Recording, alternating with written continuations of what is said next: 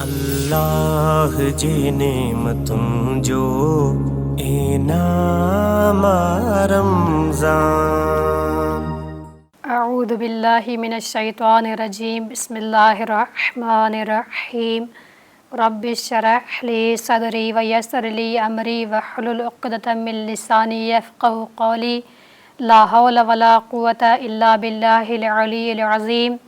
اما بعد فقد قال سبحانہ وتعالی فی القرآن المجید والفرقان الحمید وقالہ الحق۔ بسم اللہ الرحمن الرحیم۔ کنتم خیر امۃ اخرجت للناس تأمرون بالمعروف وتنہون عن المنکر۔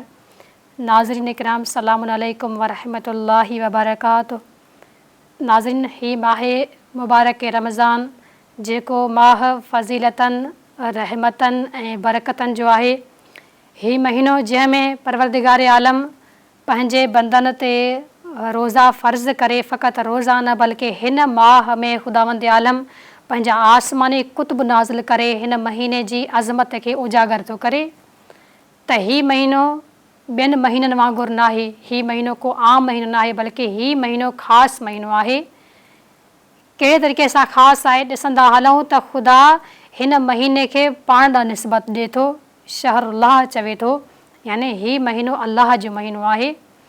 जंहिं तरीक़े सां खाना काबा खे बैतुल्लाह चए थो वञे, अल्लाह जो घरु, अहिड़े तरीक़े सां हिन महीने खे शहरुल्लाह चए थो वञे, यानी अल्लाह जो महीनो। त नाज़रीन, असां जेके ख़ुदावंद आलम जा जेके बंदा ऐं बंदियूं आहियूं, असां सभिनी खे परवरदिगार आलम हिकु दफ़ो ॿीहर ई माह मुबारक रमज़ान में अचण जी तौफ़ीक़ इनायत कई आहे, त जी असां हिन माह जूं जेके बरकतूं रहमतूं आहिनि उहे शामिल हाल करे पंहिंजी ज़िंदगी में उहे शामिल करे ख़ुदा जे रहमत जे साए में अची करे पंहिंजा गुनाह बख़्शरायूं ऐं ख़ुदावंद आलम खां पंहिंजूं दुआऊं क़बूल करायूं। छो जो हदीसनि में इहो ई मिले थो त ही माह मुबारक रमज़ान जो जेको पहिरियों अशरो आहे उहो ख़ुदा जी रहमत जो अशरो आहे। जेको ॿियो अशरो आहे हिन माह मुबारक रमज़ान जो, त हदीसूं ॿुधाइनि थियूं त उहो अशरो ख़ुदावंद आलम जी मग़फ़िरत जो आहे। यानी पहिरें अशरे में परवरदिगार आलम पंहिंजे बंदनि ते रहमत नाज़िल करे उन रहमत जे ज़रिए सां पंहिंजे बंदन खे ॿिए अशरे में उन्हनि जी मग़फ़िरत कराए, उन्हनि जा गुनाह बख़्शराए। वरी जेको टियों अशरो अचे थो त उन में ख़ुदावंद आलम पंहिंजे बंदन जूं दुआऊं क़बूल थो करे,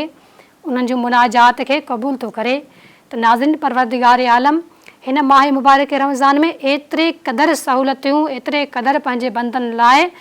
जेको आहे पाण वटि पहुचण जे लाइ रस्तो हमवार थो करे, त जी ही बंदो मूं वटि पहुची सघे। जहिड़े तरीक़े सां परवरदिगार आलम इहो ई इरशाद फ़रमाए थो हदीस क़ुदसी में त ऐं मुंहिंजा बंदो,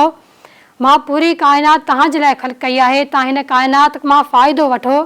ऐं तव्हांखे मां सिर्फ़ु पंहिंजे लाइ ख़ल्क़ कयो आहे। वरी ख़ुदावंद आलम छा थो इरशाद फ़रमाए त ऐं मुंहिंजा बंदो, तव्हां पाण खे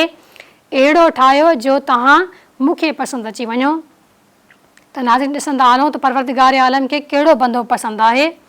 ऐं परवरदिगार आलम हिन माह मुबारक रमज़ान में रोज़ा फ़र्ज़ करे ऐं रोज़ो जेको इंसान रखे थो त ख़ुदावंद आलम रोज़ेदार जे वात जे बदबू खे केतिरी क़दुरु पसंदि थो करे। इन मां इहा ॻाल्हि वाज़े थिए थी त परवरदिगार आलम रोज़ेदार सां केतिरी मोहबत करे थो, जो हदीस क़ुदसी में इहो इरशाद थो फ़रमाए थो, अस्सौमु ली, यानी रोज़ो मुंहिंजे लाइ आहे, व अना अज्ज़ी बे, ऐं मां ई उन जो अजर ॾींदसि।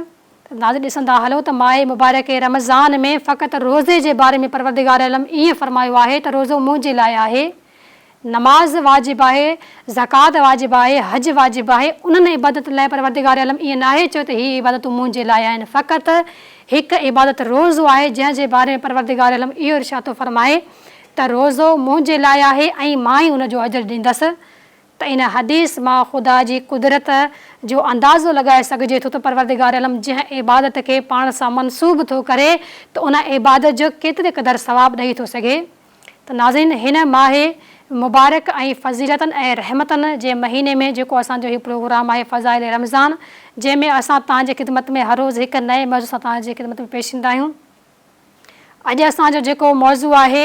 अमर बिल मारूफ़ ऐं नही अनिल मुनकर, जंहिंजे बारे में तव्हांजे ख़िदमत में ॻाल्हाईंदा हलंदासीं त नेकी जी दावत ॾियणु ऐं बुराई खां रोकण जे बारे में परवरदिगार आलम क़ुरान में छा थो इरशाद फरमाए।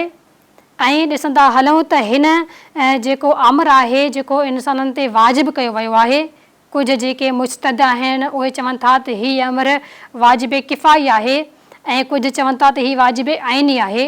ॾिसंदा हलूं त वाजिबे आइनी ऐं वाजिबे किफ़ाई में कहिड़ो फ़र्क़ु आहे। वाजिबे आइनी याने सभिनी ते वाजिबु आहे, हर कंहिंखे पंहिंजे इबादत खे अंजाम ॾियणो आहे। कोई हिकु इंसानु अंजाम ॾिए त ॿियनि खां उहो वाजिबु तर्क नथो थी सघे। अहिड़े तरीक़े सां वाजिबे जेको किफ़ाई आहे उहो वाजिबे आइनी खां मुख़्तलिफ़ आहे। वाजिबे किफ़ाई माना अगरि हिकिड़े इंसानु सभिनीनि ते वाजिबु आहे त हिकिड़ो इंसानु अंजाम थो ॾिए त ॿियनि तां उहो साक़ित थी थो वञे, लही थो वञे। अहिड़े तरीक़े सां ई अमर बिल मारूफ़ बि वाजिबे किफ़ाई मंझि आहे। वाजिब ई अमर सभिनी ते आहे त नेकी जी दावत तव्हां ॾियो, बुराई खां माण्हुनि खे रोकियो। पर तव्हां या असां सभिनी मां चंद माण्हू उथी करे कंहिं इंसान खे नेकी जी दावत ॾियनि था ऐं उनखे बुराई खां रोकनि था त ॿियनि तां उहो वाजिबु लही थो वञे। त नाज़रीन ॾिसंदा हलूं त परवरदिगार आलम जे निगाह में जे नज़र में कामयाबु इंसानु केरु आहे ऐं कामयाबु इंसान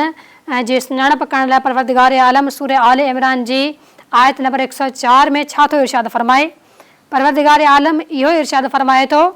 त वल तकुन मिनकुम उम्मतुन यदऊन इलल खैरि व यअमुरून बिल मअरूफि व यनहौन अनिल मुनकरि व उलाइका हुमुल मुफ़्लिहून। त नाज़रीन परवरदिगार आलम सूरह आल इमरान जी आयत नंबर 104 में इहो इरशाद थो फरमाए त अमर बिल मारूफ़ ऐं नही अनिल मुनकर न करण वारे खे, त हिकु त परवरदिगार आलम चवे थो त अमर बिल मारूफ़ कयो ऐं नही अनिल मुनकर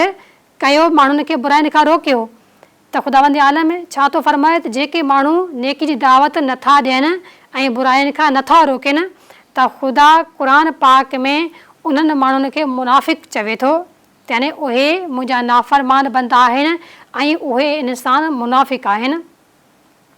त नाज़रीन ख़बर पवे थी त जेको इंसानु अमर बिल मारूफ़ ऐं नही अनिल मुनकर नथो करे त उहो इंसानु ख़ुदावंद आलम जी नज़र में मुनाफ़िक़ ऐं उहो इंसानु ख़ुदा जी नज़र में ख़ुदावंद आलम सां धोखो करण वारो आहे ऐं ख़ुदा जो नाफ़रमान बंदो आहे जेको अमर बिल मारूफ़ ऐं नही अनिल मुनकर नथो करे। जहिड़ी तरह सूरह तौबा जी आयत नंबर 67 में परवरदिगार आलम इरशाद फरमाए थो त अल मुनाफ़िक़ून वल मुनाफ़िक़ाति बाज़ुहुम मिन बाज़िन यअमुरून बिल मुनकरि व यनहौन अनिल मारूफ़ व यक़बिज़ून अयदीहिम नसुल्लाह फनसियहुम इन्नल्लाह मुनाफ़िक़ीन हुमुल फ़ासिक़ून। त हिन आयत में परवरदिगार आलम उन्हनि इंसाननि खे जेके अमर बिल मारूफ़ नथा कनि ऐं नही अनिल मुनकर नथा कनि उन्हनि खे फ़ासिक़ थो करार ॾिए। परवरदिगार आलम छा थो इरशाद फरमाए त मुनाफ़िक़ मर्द ऐं मुनाफ़िक़ औरतूं सभिनी जो हिकिड़ो ई कमु हूंदो आहे। जेके मुनाफ़िक़ मर्द आहिनि मुनाफ़िक़ औरतूं आहिनि उन्हनि जो हिकिड़ो कमु कहिड़ो कमु हूंदो आहे जो हू बुराई ॾांहुं दावत ॾियनि था ऐं नेकी खां रोकनि था। जॾहिं त ख़ुदा चवे थो नेकी ॾांहुं दावत ॾियो ऐं बुराई खां रोकियो। पर मुनाफ़िक़ उहे इंसान आहिनि जेके बुराई जी दावत ॾियनि था ऐं नेकी खां रोकनि था ऐं पंहिंजा हथ ख़ुदा जे राह में ख़र्च करण खां बंदि था रखनि। ख़ुदा खे विसारियो अथनि ऐं पोइ ख़ुदा उन्हनि खे विसारियो आहे। त नाज़रीन ॾिसंदा हलूं त परवरदिगार आलम उन्हनि इंसाननि खे विसारे थो छॾे जेके इंसान ख़ुदा खे था विसारनि, जेके ख़ुदा जी राह में ख़र्च करण खां पंहिंजा हथ बंदि था कनि ऐं जेके माण्हू ॿियनि खे बुराई जी दावत ॾियनि था ऐं नेकियुनि खां रोकनि था। त ख़ुदावंद आलम अहिड़नि माण्हुनि खे विसारे थो छॾे जेके ख़ुदा खे विसारनि था, बेशक मुनाफ़िक़ नाफ़रमान आहिनि। त नाज़रीन ख़ुदावंद आलम हिन आया करीमा में इहो इरशाद थो फरमाए त जेके इंसान मुनाफ़िक़त करण वारियूं जेके औरतूं आहिनि, जेके मुनाफ़िक़ मर्द आहिनि, उन्हनि जी सुञाणप कीअं थींदी जो हू बुराई जी दावत ॾींदा ऐं नेकी कम खां रोकींदा ऐं अलाह जे राह में ख़र्च बि न कंदा ऐं उहे ख़ुदावंद आलम खे विसारे करे वेही रहंदा आहिनि। त इन गुनाहनि जे एवज़ में ख़ुदावंद आलम उन्हनि इंसाननि खे विसारे थो ऐं ख़ुदावंद आलम इहो ई फरमाए थो बेशक मुंहिंजा इहे ई बंदा आहिनि जेके मुनाफ़िक़ आहिनि ऐं मुंहिंजा नाफ़रमान आहिनि। त नाज़रीन ॾिसंदा हलूं जेको अमर बिल मारूफ़ ऐं नही करण वारो आहे उन ते ख़ुदावंद आलम पंहिंजी रहमत खे बि नाज़िल थो करे। अगरि कोई इंसान ख़ुदा जे करे ख़ुदा जी रिज़ा हासिलु करण लाइ ख़ुदा जे हुकुम खे अंजाम ॾियण लाइ कंहिंखे अमर थो करे, कंहिंखे हुकुम थो ॾिए नेकी करण जो, कंहिंखे बुराई खां रोके थो, त ख़ुदावंद आलम उन ते पंहिंजी रहम खे नाज़िल थो करे ऐं ख़ुदावंद आलम उन खे बिशारत ॾियारे थो। जंहिं तरीक़े सां ॾिसंदा हलूं त ख़ुदावंद आलम सूरत तौबा जी आयत नंबर 71 में इरशाद थो फरमाए, वल मुमिनून वल मुमिनातु बअज़ुहुम औलियाउ बअज़िन यअमरून बिल मअरूफि व यनहौन अनिल मुनकरि व युक़ीमून सलात व युतून ज़कात व युतीऊन अल्लाह व रसूलहु उलाइक सयरहमुहुल्लाहु इन्नल्लाह अज़ीज़ुन हकीम। त नाज़रीन, हिन आया करीमा में सूरत तौबा जी आयत नंबर 71 में परवरदिगार आलम उन्हनि इंसाननि ते रहमत नाज़िल करे जेके इंसान ॿियनि इंसाननि खे नेकी जी दावत ॾियनि था ऐं बुराइनि खां रोकनि था। कहिड़े तरीक़े सां ॾिसंदा हलूं त परवरदिगार आलम छा थो इरशाद फरमाए? परवरदिगार आलम इरशाद थो फरमाए, ऐं ईमान वारा मर्द ऐं ईमान वारियूं औरतूं हिक ॿिए जा रफ़ीक आहिनि। जेके मर्द आहिनि मोमिन, जेके मोमिन औरत आहिनि पंहिंजा रफ़ीक आहिनि, सुठे कम जो हुकुम ॾियनि था ऐं बुराइनि खां रोकनि था ऐं नमाज़ क़ाइमु कनि था। यानी ख़ुदावंद आलम उन्हनि जे सिफ़तनि खे वाज़े थो करे, जेके नेकी जी दावत ॾियनि था, जेके बुराई खां रोकनि था, उहे ईमान वारा आहिनि ऐं उहे इंसान जेके नमाज़ पढ़ण वारा ऐं ज़कात ॾियण वारा आहिनि ऐं ख़ुदा खे ऐं ख़ुदा जे रसूल जी फ़रमान बरदारी बि कनि था। ही उहे आहिनि जिन ते ख़ुदा जल्द ई रहम कंदो, बेशक ख़ुदा ग़ालिब ऐं हिकमत वारो आहे। त नाज़रीन, जेका पहिरीं असां आयत पढ़ी चुका आहियूं उन में ख़ुदावंद आलम पंहिंजे उन्हनि बंदनि खे नाफ़रमान शुमार थो करे जेके बंदा बुराई जो हुकुम ॾियनि था ऐं नेकियुनि खां रोकनि था ऐं ख़ुदा जे राह में ख़र्च बि नथा कनि ऐं ख़ुदावंद आलम खे विसारे वेठा आहिनि, यानी नमाज़ नथा पढ़नि। हिते वरी हिन आयत में, हिन आयत करीमा में परवरदिगार आलम इहो इरशाद थो फरमाए त उहे मुंहिंजा बंदा जेके अमर कनि था नेकी जी, नही कनि था बुराई जी ऐं उन सां गॾोगॾु नमाज़ क़ाइमु कनि था, ज़कात बि ॾियनि था ऐं ख़ुदा ऐं रसूल जा फ़रमान बरदार बि आहिनि, त परवरदिगार आलम इहो थो फरमाए त मां उन्हनि इंसाननि ते रहम कंदसि, यानी पंहिंजे रहमत ख़ुदावंद आलम उन्हनि ते नाज़िल कंदो ऐं ख़ुदावंद आलम हिकमत वारो ऐं ग़ालिब अचण वारो आहे। त नाज़रीन, ॾिसंदा हलूं त जेको इंसान ख़ुदावंद आलम जी ख़ातिर कंहिं इंसान खे भलाई जो हुकुम थो ॾिए या कंहिं इंसान खे बुराई खां रोके थो त ख़ुदावंद आलम उन्हनि जे लाइ कहिड़ी ख़ुशख़बरी थो ॾिए, छा थो फरमाए उन्हनि जे बारे में? सूरत तौबा जी आयत नंबर 112 में परवरदिगार आलम उन्हनि जे बारे में फरमाए थो जेके ख़ुदा जी ख़ातिर माण्हुनि खे नेकी जी दावत ॾियनि था ऐं बुराइनि खां रोकनि था। ख़ुदा इरशाद थो फरमाए, अत्ताइबून अलआबिदून अलहामिदून अस्साइहून अर्राकिऊन अस्साजिदून अलआमिरून बिलमारूफ वन्नाहून अनिल मुनकर वलहाफिज़ून लिहुदूदिल्लाहि वबश्शिरिल मुमिनीन। त नाज़रीन, परवरदिगार आलम असांजे हज़रत मोहम्मद मुस्तफ़ा जो रब हिन आयत में इहो इरशाद थो फरमाए त उहे इंसान तौबा कंदड़, इबादत गुज़ार, ख़ुदा जी हमदो सना करण वारा, संदसि राह में सफ़र करण वारा ऐं रुकू कंदड़, सजदे कंदड़, नेकियुनि जो हुकुम ॾींदड़ ऐं बुराइनि खां रोकण ऐं ख़ुदा जे हुदूदनि जी हिफ़ाज़त कंदड़ आहिनि ऐं उन्हनि मोमिननि खे तूं मुंहिंजी बशारत ॾेई छॾ, यानी छा जी बशारत? बेहिश्त जी बशारत। त नाज़रीन, ख़ुदावंद आलम हिन आया करीमा में पंहिंजे हबीब सां मुख़ातिब थी करे इहो थो इरशाद फरमाए त ऐं मुंहिंजा हबीब ऐं मुंहिंजा रसूल, जेके माण्हू तौबा कनि था,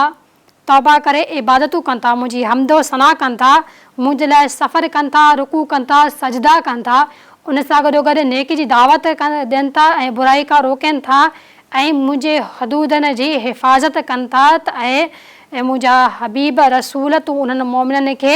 बेहिश्त जी बिशारत ॾे त मां अहिड़नि इंसाननि खे, अहिड़नि मोमिननि खे बेहिश्त में मोकिलींदसि जेके मुंहिंजी ख़ातिर कंहिं इंसान खे अमर कनि था नेकी जी ऐं नही कनि था बुराई जी। वरी ख़ुदावंद आलम जे नज़र में ॾिसंदा हलूं त बहितरीन उम्मत कहिड़ी आहे?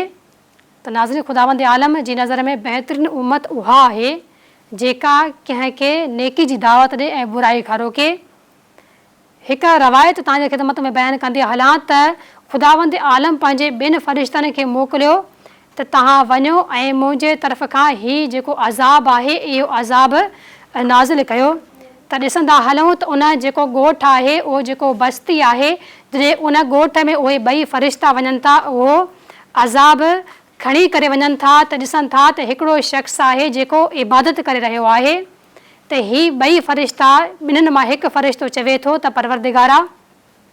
हिते त ही तुंहिंजो बंदो इबादत करे रहियो आहे ऐं तुंहिंजे इबादत गुज़ार बंदे ते असां कीअं अज़ाब मोकिलियूं त उते जेको ॿियो फ़रिश्तो मौजूदु हूंदो आहे उहो चवंदो आहे परवरदिगार आलम जो हुकुम आहे त इन इंसान ते अज़ाब मोकिलियो। उन जी वजह कहिड़ी आहे त परवरदिगार आलम पाण तो वजह ॿुधाए छो जो हिन ॻोठ में आबिद हुयो, इबादत करण वारो हुयो, इबादत करे पियो पर माण्हुनि खे नेकी जी दावत न पियो ॾिए ऐं बुराइनि खां न पियो रोके त इन जे करे मां हिन इंसान ते अज़ाब थो नाज़िल कयां। त नाज़िम ॾिसंदा हलूं जेको इंसान अमर बिल मारूफ़ करण जी ताक़त रखे थो, नही अनिल मुनकर करण जी ताक़त रखे थो पर नथो करे त परवरदिगार आलम अहिड़नि इंसाननि ते पंहिंजे अज़ाब खे नाज़िल थो करे। नाज़िम ॾिसंदा हलूं त परवरदिगार आलम जी निगाह में जेका बहितरीन उम्मत आहे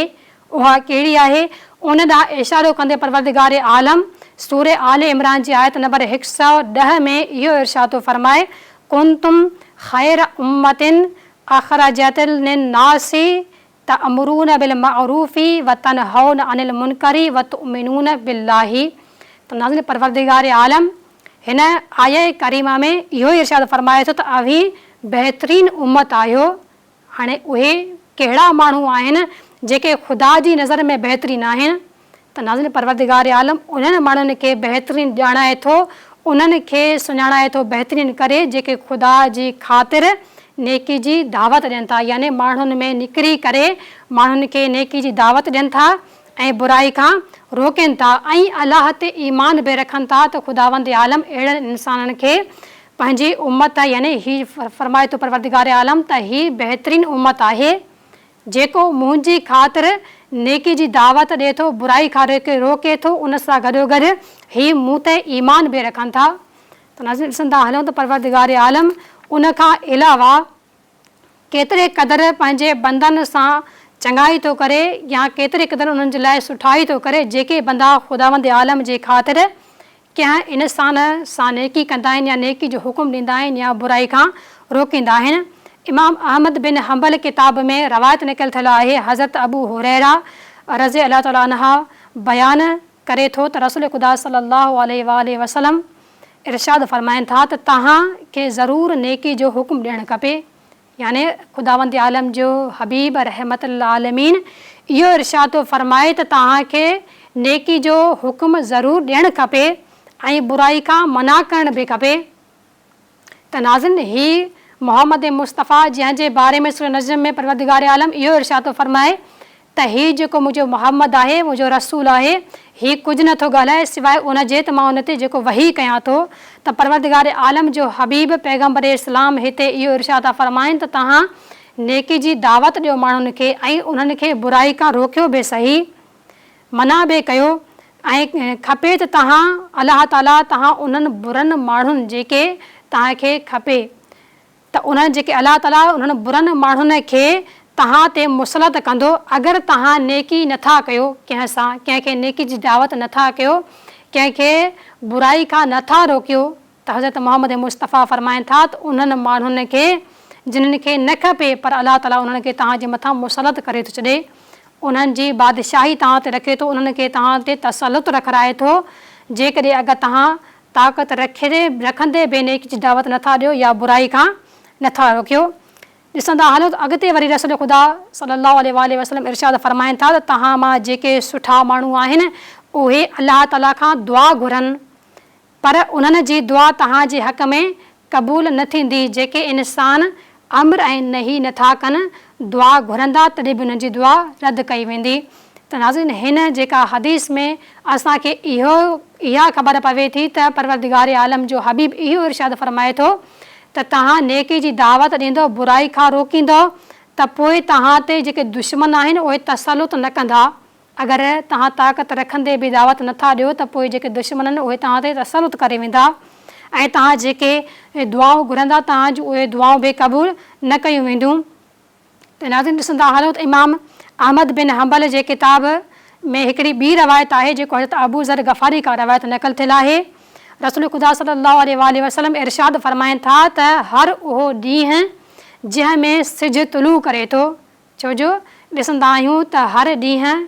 तॾहिं थींदो आहे जॾहिं सिज उभरंदो आहे। त हिन हदीस में पैगम्बर इस्लाम इहो फरमाइनि था त सिज उभरे यानी जेको ॾींहुं थिए थो त हर इंसान ते सदको ॾियणु उन ॾींहं ते लाज़िम आहे। जॾहिं बि सिज उभरे त उन इंसान ते लाज़िम आहे त उहो ख़ुदा जी राह में सदको ॾिए। त रसूल ख़ुदा जी ख़िदमत में अर्ज़ु कयो वियो त या रसूल अल्लाह, असां मां हर को इंसान सदको नथो ॾेई सघे। हर कंहिं वटि सदके लाइ एतिरो सामान बि न आहे जो परवरदिगार आलम जे राह में ॾेई सघे। कोई ग़रीब आहे, कोई नादार आहे, त पोइ इंसान कीअं ॾेई सघे। त उन वक़्तु पैगम्बर इस्लाम सल्लल्लाहु अलैहि वसल्लम इहो इरशाद था फरमाइनि त ऐं अबू ज़र, नेकी जा दरवाज़ा घणा आहिनि। तव्हां ईअं न सम्झो तव्हां वटि जेको माल आहे तव्हां उन खां सदको ॾेई सघो था,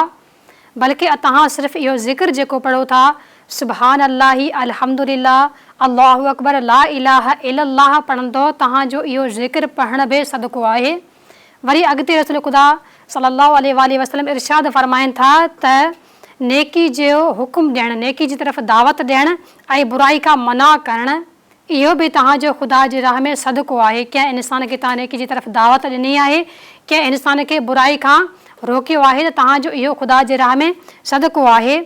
ऐं कंहिं रस्ते तां अगरि तव्हां काई तकलीफ़ वारी शइ खे हटायो था, मसलन कंहिं रस्ते ते कचिरो रखियलु आहे, कंडो उछलायो पियो आहे, पथर रखियलु आहे, सिर रखियलु आहे, अगरि तव्हां उन तकलीफ़ ॾियण वारी शइ खे रस्ते तां हटायो था त तव्हांजो इहो हटाइण बि सदको आहे। ऐं रसूल ख़ुदा अॻिते इरशाद फरमाइनि था त तव्हां अगरि कंहिं ॿोड़े खे ॻाल्हि ॿुधायो था या नाबीना खे रस्तो ॾेखारियो था, रहनुमाई घुरण वारे जी रहनुमाई कयो था, पंहिंजे टंगनि जे पूरी तवानाई सां तव्हां वञी करे कंहिं मज़लूम जेको फ़रियाद करे थो उन जी फ़रियाद रसी कयो था, त तव्हांजो इहो उन जी फ़रियाद रसी करणु, इहे नेकियुनि जा अमल करणु पिणु इहे सदके में शामिल आहिनि। त नाज़रीन, रसूल ख़ुदा जेको हिन हदीस मुबारक में इरशाद फरमाइनि था त तव्हां जेको ॾिसो था त सिज तुलू थो करे, तव्हां ते लाज़िम आहे त ख़ुदा जी राह में सदको ॾियो। हाणे सदको सिर्फ़ु पंहिंजे माल मां ॾियणु न आहे, बल्कि ख़ुदा जी राह में अगरि तव्हां कंहिंखे काई नसीहत कयव, ख़ुदा जी राह में उन जे रस्ते तां कंहिं शइ खे हटायव जेका तकलीफ़ ॾियण वारी शइ आहे, या कंहिंखे नेकी जी दावत ॾिनव, बुराई खां रोकियव, कंहिं नाबीना खे रस्तो पार करायव, त तव्हांजो इहो कमु बि तव्हांजो सदको शुमारु थींदो।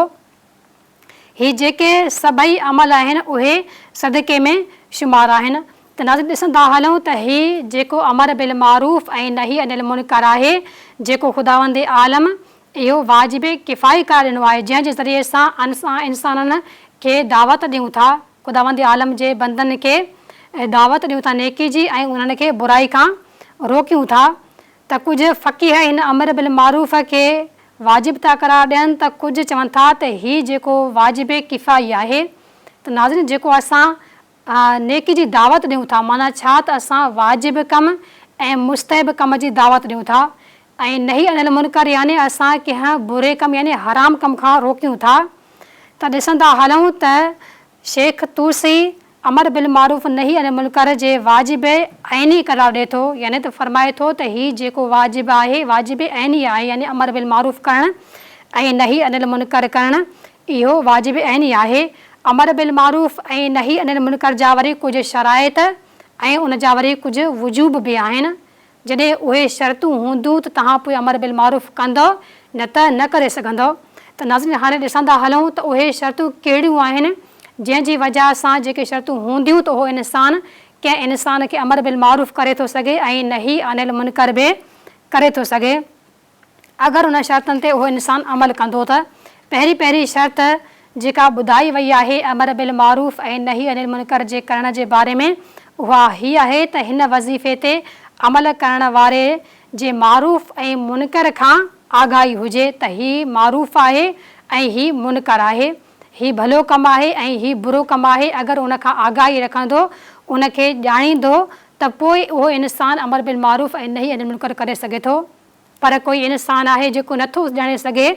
त आया ही सुठो कमु आहे या ही बुरो कमु आहे, त उहो इंसानु अमर बिल मारूफ़ ऐं नही अनिल मुनकर नथो करे सघे। नाज़रीन, ॾिसंदा हलूं जेका ॿी शर्त असांखे अमर बिल मारूफ़ जे बारे में यानी नेकी जी दावत ॾियण जे बारे में ऐं बुराई खां रोकण जे बारे में ॿुधाई वई आहे, उहा ॿी शर्त आहे त मुखातिब में असरु करण जो बि एहतमाल हुजे। मिसाल जे तौर ते मां अगरि कंहिं इंसान खे नेकी जी दावत ॾियां थी पर उहो इंसान उन ते अमल न करे सघे या करे ई नथो, त मूंखे इहो अगरि ख़बर आहे त हू साम्हूं वारो इंसानु मुखातिब वारो इंसानु इन कम ते अमल कंदो ई न, त पोइ मूंखे खपे त मां उनखे नेकी जी दावत न ॾियां ऐं न ई वरी उनखे बुराई खां रोकियां, छो जो मुंहिंजे उन अमल जो असरु ई कोन्हे। त इन जे करे हिन शर्त खे बि मद्देनज़र रखिणो आहे त पहिरियों ॾिसणो आहे त मुखातिब वारो इंसानु मुंहिंजे हिन अमर खे मञे थो, अमल करे थो या नथो करे। अगरि करे थो, इन जो असरु थिए थो उन इंसान ते, त असां अमर बिल मारूफ़ ऐं नही अनिल मुनकर कंदासीं, न त असां न कंदासीं। जेको टी शर्त असांखे ॿुधाए थी वञे नेकी जी दावत ॾियणु ऐं बुराई खां रोकण जे बारे में, उहा हीअ आहे त मुखातिब कंहिं मारूफ़ खे तर्क या कंहिं मुनकर खे अंजाम ॾियण ते इसरार करे। त यानी ॾिसंदा हलूं नाज़रीन त कोई इंसानु आहे जेको कंहिं वाजिबु अमल खे अंजाम न ॾियणु थो चाहे ऐं कंहिं हराम कम खे अंजाम ॾियणु चाहे थो, इसरार थो करे त मां इहो वाजिबु कमु अंजाम न ॾींदसि ऐं इहो बुरो कमु अंजाम ॾींदसि, त इते इंसानु इन शर्त ते अमल करे पोइ उन इंसान खे रोके सघे थो उन बुराई खां ऐं उन नेकी जी दावत ॾेई सघे थो त हीउ भलो कमु आहे ऐं हीउ कमु जो तोखे सवाबु मिलंदो, हुनजो तोखे गुनाह मिलंदो, उनखे रोके सघे थो। वरी जेका चौथी शर्त असांखे ॿुधाई वई आहे अमर बिल मारूफ़ ऐं नही अनिल मुनकर जे शराइतनि मंझां, उहा हीअ आहे त उन वज़ीफ़े ते अमल करण सां को मुफ़्सदो पैदा न थींदो हुजे, यानी को नुक़सानु वग़ैरह न थींदो हुजे। अगरि कोई इंसान कंहिं इंसान खे नेकी जी दावत ॾिए थो, बुराई खां रोके थो ऐं उबतड़ में अगरि हू इंसानु हिन खे क़त्ल करण जी धमकी ॾिए या उनखे एवज़ में उनखे मारे छॾे त को नुक़सानु थी थो वञे, त उते इंसानु अमर बिल मारूफ़ ऐं नही अनिल मुनकर नथो करे सघे जिते नुक़सानु हुजे। त नाज़रीन ॾिसंदा हलूं त ही जेके अमर बिल मारूफ़ ख़ुदावंद आलम जे तरफ़ां ही वाजिबातुनि मंझां हिकिड़ो वाजिबु आहे। जंहिं तरीक़े सां नमाज़, रोज़ो, हज, ज़कात उन सां गॾोगॾु ही अमर बिल मारूफ़ ऐं नही अनिल मुनकर बि हिकु वाजिबु अमर आहे, जंहिंमें असां माण्हुनि खे नेकी जी दावत ॾियूं था ऐं बुराइनि खां रोकियूं था। अगरि ॾिसूं था त साम्हूं वारे इंसान में ही सभई शर्तूं आहिनि त पोइ असां उन इंसान खे नेकी जी दावत ऐं बुराई खां रोके सघूं था। अगरि शर्तूं मौजूदु न आहिनि त पोइ असां अमरो नही नथा करे सघूं। नाज़रीन वरी ॾिसंदा हलूं त अगरि कोई इंसानु अमरो नही करे बि थो त उन जे लाइ कुझु मरातिब ॿुधाया विया आहिनि त पहिरियां तव्हांखे अमरो नही करण लाइ पहिरियों मरतबो इस्तेमालु करिणो पवंदो। अगरि उन मरतबे सां को फ़ाइदो नाहे थियो त पोइ तव्हांखे ॿियो मरतबो अमर ऐं नही जे लाइ इस्तेमालु करिणो पवंदो। अगरि ॿिए मरतबे सां बि को फ़ाइदो न थियो त पोइ तव्हां टियों मरतबो इस्तेमालु कंदो। ॾिसंदा हलूं त अमर ऐं नही करण जे बारे में मरतबा कहिड़ा आहिनि। पहिरियों मरतबो आहे क़ल्बी मरतबो, यानी दिलि में मारूफ़ खे इंसानु सुठो सम्झे ऐं दिलि में ई इंसानु कंहिं बुरे अमल खे बुरो सम्झे, यानी जेका मुनकर आहे उनखे बुरो सम्झे। जंहिं तरीक़े सां तव्हांजी ख़िदमत में मिसाल ॾींदी हलां त कोई इंसानु आहे अगरि हू कंहिं बुरे अमल खे अंजाम थो ॾिए त मां उन जे अमल खे ॾिसी करे अगरि नथी चई सघां त उनखे दिलि में ई उन अमल खे बुरो तसवुरु कयां त इहो मुंहिंजो हुनखे नही करणु आहे। या पंहिंजे चहिरे जे तासुरात मां उनखे महसूसु करायां त तूं जेको हीउ अमल करे रहियो आहीं त हीउ अमल जेको दरअसल आहे इहो मुनकर यानी ख़राबु ऐं बुराई वारो अमल आहे, इहो तोखे न करणु खपे। ऐं अगरि ॾिसूं था त उहो इंसानु कंहिं वाजिबु अमल खे तर्क करे थो त उनखे जेको पहिरियों मरतबो आहे अमर करण जो, नेकी जी दावत करण जो, उहो इंसानु चहिरे जे तासुरात मां बयानु करे त जेको तूं हिन अमर खे छॾे रहियो आहीं उहो अमल हिकु वाजिबु ऐं हिकु क़ीमती अमल आहे जंहिंखे तूं छॾे रहियो आहीं, जंहिंसां तोखे नुक़सानु थींदो। त नाज़रीन अगरि हीउ इंसानु इहो पहिरियों जेको मरतबो आहे तरीक़ो आहे इस्तेमालु करे थो, उन सां अगरि साम्हूं वारे मुखातिब वारे इंसान ते असरु नथो थिए, उनखे नेकी जी दावत ऐं बुराई खां रुकावट नथी अची वञे त पोइ इंसानु ॿियो तरीक़ो इस्तेमालु कंदो। ॿियो तरीक़ो यानी ज़बान सां रोकींदो, उनखे ज़बान खां उनखे नेकी जी दावत ॾींदो ऐं बुराई खां रोकींदो। अगरि हू इंसानु रुकिजी वियो त पोइ ठीकु आहे, अगरि इहो असरु बि न कयो इन तरीक़े बि पोइ इंसानु टियों तरीक़ो इस्तेमालु कंदो। हाणे टियों तरीक़ो ॾिसूं त अमली तरीक़ो आहे। अगरि ज़बान असरु न करे त मुनकर खे रोकण लाइ अमली इक़दाम करणु वाजिबु आहे, यानी पोइ तव्हां जेको इंसान वाजिब खे तर्क करे थो उनखे तव्हां मारे करे बि तव्हां उन वाजिब जो हुकुम ॾेई सघो था। ऐं जेको इंसान जेको गुनाह थो करे मुनकर यानी बुराई अमल थो अंजाम ॾिए तव्हां उनखे मना कयव, पंहिंजे चहिरे जे तासुरात सां न मुड़ियो, पंहिंजे ज़बान सां मना कयव न मुड़ियो इंसान, त पोइ तव्हां उनखे पंहिंजे अमल सां बि मना करे सघो था त जीअं हू इंसान उन अमल खां मुड़ी वञे ऐं रुकिजी वञे। त नाज़रीन, हीउ जेको अमर बिल मारूफ़ ऐं नही अनिल मुनकर आहे जेको ख़ुदावंद आलम जे तरफ़ां इंसाननि ते हिकु वाजिब अमर आहे जंहिंजी दावत इंसाननि खे सभिनीनि खे ॾियणु खपे। जेके वाजिब अमर खे अंजाम नथा ॾियनि ऐं बुरायूं अंजाम ॾियनि था त उन्हनि खे बुराइनि खां रोकणु ऐं नेकी जी दावत ॾियणु हर इंसान ते फ़र्ज़ु आहे। नाज़रीन, तव्हांजी ख़िदमत में अमर बिल मारूफ़ ऐं नही अनिल मुनकर जे बारे में हदीस बयानु कंदी हलां त फुरूए काफ़ी जिल्द नंबर 5 सिफ़ो नंबर 58 में मौला जाफ़र सादिक़ अलैहिस्सलाम फरमाइनि था त कबीले ख़शअम मां जो हिकिड़ो शख़्स रसूल ख़ुदा सल्लल्लाहु अलैहि वसल्लम जे ख़िदमत में हाज़िर थियो ऐं अर्ज़ु कयईं त या रसूल अल्लाह, इस्लाम में सभिनी खां बहितरीनु अमल कहिड़ो आहे? हाणे हीउ शख़्स जेको अचे थो पैगम्बर अकरम जी ख़िदमत में उहो इहो थो पुछे त ऐं अलाह जा हबीब मूंखे ॿुधायो त इस्लाम में बहितरीन मां बहितरीनु अमल कहिड़ो आहे, सुठो अमल कहिड़ो आहे? त उन वक़्तु रसूल ख़ुदा सल्लल्लाहु अलैहि वसल्लम इहो इरशाद फ़रमाइनि था त अलाह ते ईमान आणणु। उन शख़्स वरी पुछियो त या रसूल अल्लाह, अलाह ते ईमान आणणु त हिकु बहितरीनु अमल आहे, पर उन खां बि बहितरीनु अमल कहिड़ो आहे? अलाह ते ईमान आणण खां बि बहितरीनु अमल कहिड़ो आहे? त उन वक़्तु रसूल ख़ुदा सल्लल्लाहु अलैहि वसल्लम इरशाद फ़रमाइनि था त सिले रहमी करणु, यानी कंहिं पंहिंजे रिश्तेदार आहे, खूनी रिश्तेदार आहे त उन सां क़ता तालुक़ न कयो, नाता रिश्ता न टोड़ियो, बल्कि उन सां सिले रहम कयो, रिश्ता जोड़ियो। त इहो तव्हांजो सिले रहम ख़ुदावंद आलम ते ईमान रखण खां बि हिकु अफ़ज़ल तरीन अमल ऐं इबादत आहे। वरी जेको हू सवाल करण वारो शख़्स आहे उहो सवाल थो करे त या रसूल अल्लाह, मूंखे ॿुधायो त सिले रहम करण खां बि जेको अफ़ज़ल तरीन ऐं बहितरीनु अमल आहे उहो कहिड़ो आहे? त उन वक़्तु हीउ शख़्स ॿुधाए थो त रसूल ख़ुदा ॿुधाए थो उन शख़्स खे त अमर बिल मारूफ़ ऐं नही अनिल मुनकर जेको अमल आहे नेक जी दावत ॾियणु ऐं बुराई खां रोकणु, इहो अलाह ते ईमान रखण खां ऐं सिले रहमी करण खां बि अफ़ज़ल तरीन इबादत आहे। त नाज़रीन, हीउ जेको इंसानु अमर बिल मारूफ़ ऐं नही अनिल मुनकर करे थो, ख़ुदावंद आलम जो जेको हुकुम आहे उनखे अंजाम ॾिए थो, कंहिं मुस्लमान खे नेकी जी दावत ॾिए थो ऐं बुराई खां रोके थो, त हीउ वाजिब अमर हर इंसान ते वाजिब आहे त उहो इनखे अंजाम ॾिए। ख़ुशूसन हिन माही मुबारक रमज़ान में ॾिसूं त जेके इंसान ख़ुदावंद आलम जे रस्ते खां थिड़ियल आहिनि ऐं हटियल आहिनि त उन्हनि इंसाननि खे ख़ुदा जे रस्ते ते आणणु ऐं ख़ुदा जे हिन बख़्शिश ऐं रहमत वारे महीने में ख़ुदावंद आलम खां बख़्शिश वठाइणु असां इंसाननि जो कमु आहे त असां उन्हनि इंसाननि खे अमर करे ख़ुदा जे क़रीब आणियूं ऐं नही करे ख़ुदावंद आलम जी मासियत खां उन्हनि खे परे रखूं। त नाज़रीन, ख़ुदावंद आलम खां इहा ई दुआ आहे त परवरदिगार आलम हिन माही मुबारक रमज़ान में असांखे अमर बिल मारूफ़ ऐं नही अनिल मुनकर करण जी तौफ़ीक़ इनायत करे ऐं असांखे उन्हनि ख़ुदा जी इबादत ऐं उन्हनि जेके ख़ुदा जो मुस्तहब अमल आहिनि उन्हनि ते अमल करण जी तौफ़ीक़ इनायत करे ऐं जेके मुहरमात आहिनि, जेके हराम कम आहिनि उन्हनि खां परे रहण जी तौफ़ीक़ इनायत करे। नाज़रीन, असांजो जेको अॼु जो मौज़ू हुयो अमर बिल मारूफ़